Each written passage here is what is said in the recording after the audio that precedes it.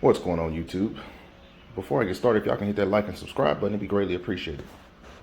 So I'm here today reviewing this 2020 Ford F150 XLT.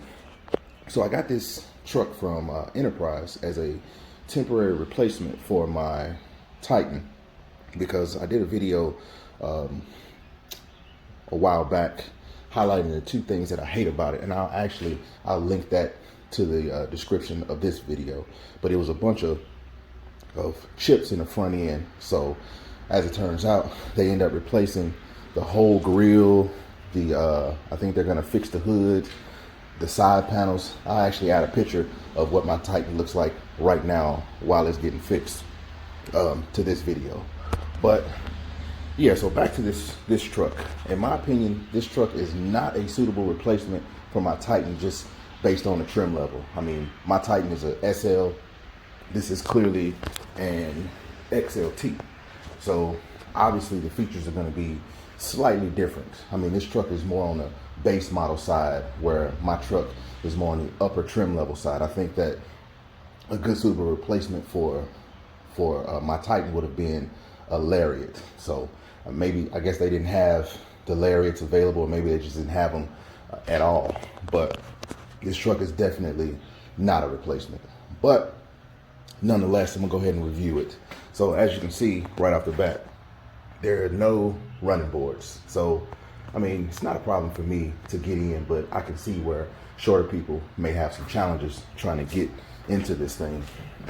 The interior, I'm not sure if y'all can actually see, but the interior, when I got the truck, is quite dirty. Let me see, I turn this light on. Not sure. This is kind of what the interior looks like. It's, like I said, it's obviously a base model truck, but the interior is just dirty, and it smells like someone been smoking in here. I'm not a smoker, but clearly it smells like somebody smoked in here. Not sure why Enterprise would give me a truck that smells like this, but yeah, I was happy to have some transportation. But this truck is definitely more basic than what I'm accustomed to. So, I mean, comes with the little traditional turnkey. There are no blind spot monitors in here. The tailgate is not dampened. Show y'all.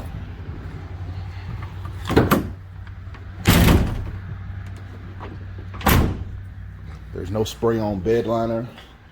I do like this antenna though. I mean, this is a nice small antenna. I'm glad they did away with that huge antenna that most trucks are still coming with, which continues to surprise me, because I wish that trucks would have either antenna like that or a little smaller, similar to the stubby antenna that I have on my Titan. But let's see.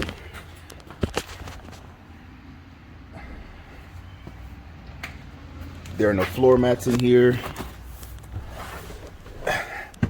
There is a middle seat that also functions as a center console. Man, this truck really does stink.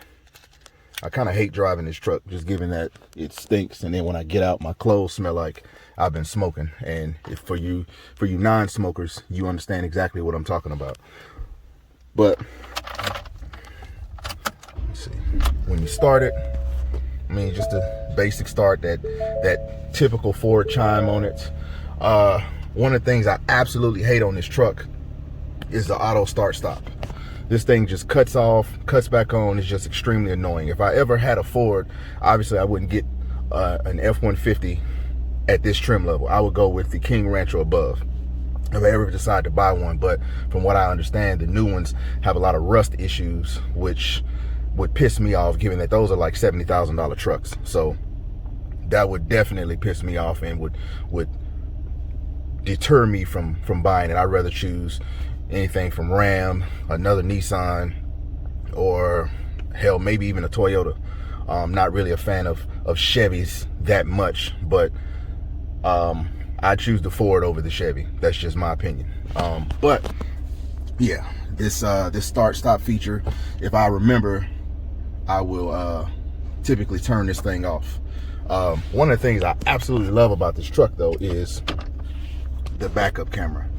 I don't know if my phone can capture how clear this camera is, but this camera is a lot clearer than in my Titan, and it should be. I mean, given that this is a 2020 and my Titan's a 2018, the camera obviously, okay, there it is. I mean, if y'all see that clarity, that's amazing. So I like the camera. I like the radio. The radio is a lot more responsive.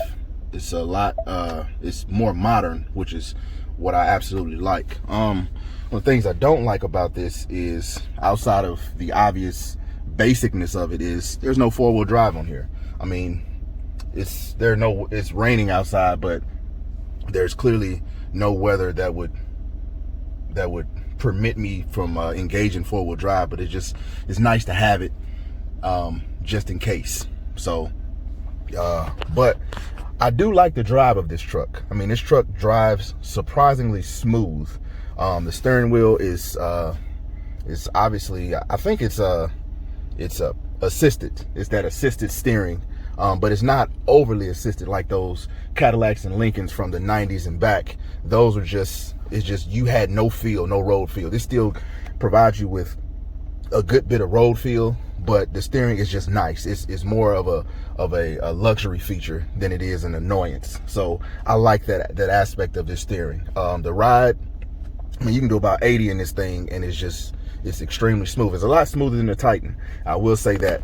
But outside of that, I mean, it's just these basic features. I mean, this is definitely, in my opinion, not a suitable replacement for my Titan. But I mean, it still gets the job done. I understand why a lot of people buy these trucks. I understand why this is one of the #1 selling trucks. I think Ram just now beat it out, but for over 30 years, this has been a #1 selling truck, and I understand that. I mean, these buttons are set up for, I mean, you could use this whole setup with gloves on your hand, which is a nice feature that they actually put some thought into it. I mean, if you look past the cheapness, they actually put a lot of thought into this. It's just, in my opinion, this does have the EcoBoost with the 10-speed automatic transmission.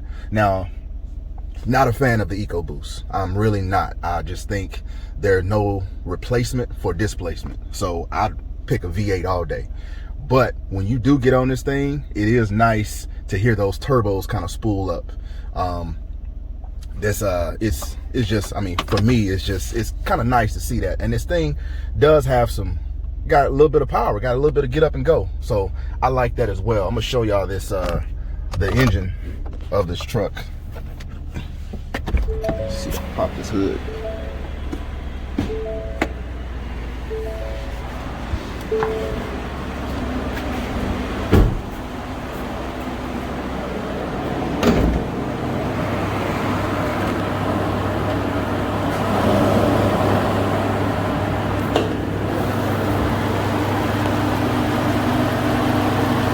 Not sure if y'all can see those turbos, but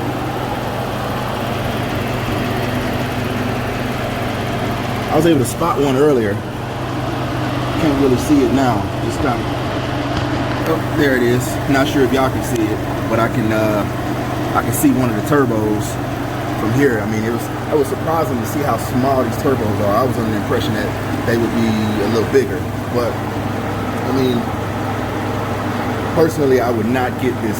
I would not get a V6, just because. And some of the reasons why I wouldn't get a V6 truck is basically, one of the reasons why I wouldn't get a V6 truck is basically, if you decide to put an exhaust on it, like the boiler exhaust that I put on my Titan, it just, to me, it'll just sound shitty. I mean, it sounds like you add an exhaust system to a Honda Civic. That's kind of what it would sound like to me, and it's just not worth it. I mean, I won't, if I buy a truck and I put an exhaust system on it, I want that thing to have a little bit of growl, similar to what my Titan sounds like, or better. But this thing would just sound like shit. And then on top of that, you got to buy a catch can for it if you go with a V6, and then you got to buy that aftermarket part to disable the automatic start stop. It's just a lot of features that you have to buy for this truck to just make it to make it somewhat decent. I just rather get the V8 and start from there. But for this particular truck, I mean, I would never buy a truck this basic. This is just my opinion. You know, I feel like I've worked hard and I deserve to have something a little nicer than this. But this truck is just way too basic for my taste. It is.